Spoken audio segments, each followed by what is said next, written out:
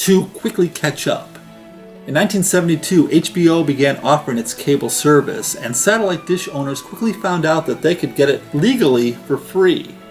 When HBO figured out how to stop this by scrambling their signal, it really pissed off a lot of dish owners.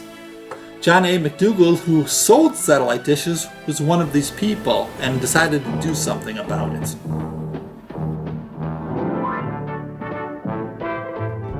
Well, hello there, Old Man Kelly here, Jeff to my friends, and you can call me Jeff.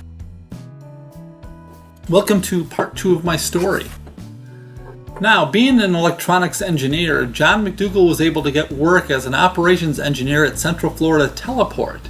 This was the company that was the uplink service to satellites. It was there on a Sunday night, April 27, 1986, just a little after midnight, that John made his protests known to the world. Pee-wee's Big Adventure just ended and Falcon and the Snowman had just started. John set up the SMPTE color bars and typed a message into the Microgen MG100 character generator. Before he started, he took a moment and thought about what he wanted to say. He later said, "I wrote good evening. I wanted to be polite. I didn't want to be vulgar or call them names or anything. That's not my style." The name he chose was Captain Midnight. This came from a film he had just recently seen, the 1979 classic On the Air Live with Captain Midnight. The name, he said, just popped into my mind. He aimed the 30-foot transmission disc towards the location of Galaxy 1. That was the dish that carried HBO. The coordinates for the satellite were widely published in manuals and magazines. Moments later, his message was there for all to read. It was almost like an out-of-body experience. It was like I was there, but I wasn't there. His message stayed on the screen for about 4.5 minutes. Now apparently HBO noticed this and tried to boost their signal to override his, but he countered with boosting his own signal. When I shut it off, I really didn't know how long I had been on top of HBO, but that's when I started to feel guilty. I thought, oh my God, what did I do? That's the thought that raced through my mind for the next 10 or 15 minutes as I reconfigured the teleport back to normal. The guilt really set in that night. I didn't sleep well. The next morning, he toyed with the idea of turning himself in, but then convinced himself that probably no one noticed, so he went about his daily routine as normal. But people did notice, and it was talked about on the news. It was even joked about by David Letterman and Johnny Carson, and McDougall began to panic.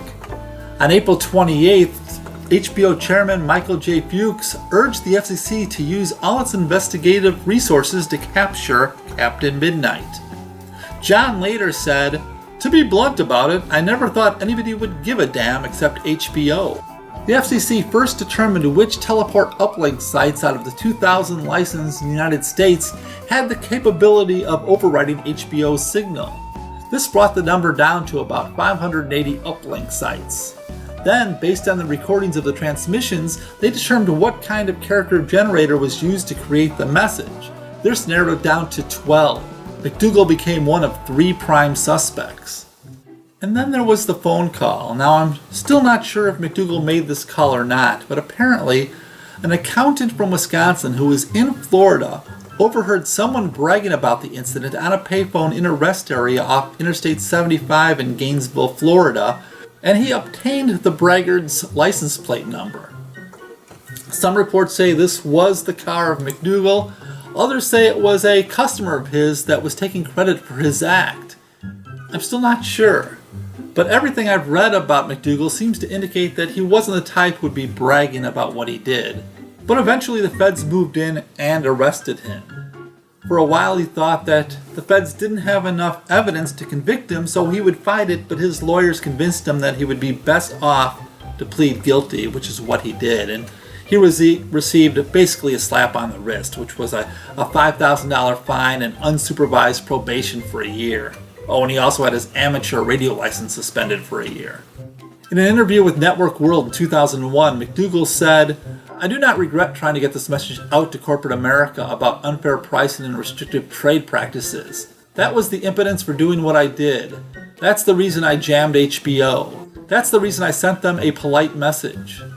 What I do regret was that I was young and fairly naive in the ways of the media. I didn't grasp the fact that no one understood my motivations and everyone would make assumptions. Well, thanks for watching. I'll be back next week with something good. I've got quite a few videos in the works right now, and hopefully some more valuable information so you can be smarter.